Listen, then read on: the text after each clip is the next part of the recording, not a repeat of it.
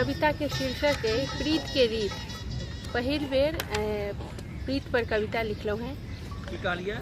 प्रीत के रीत प्रेम कविता। सहज नव अनुराग सँ सिंचित हृदय आंगन, निश्चलता सँ प्रतिध्वनित स्नेह पथ निहारैत कते करब विलाप। अनुभूति नहीं अहाँ के आँखिक स्नेहक त कतऽ सुधी अहाँ के।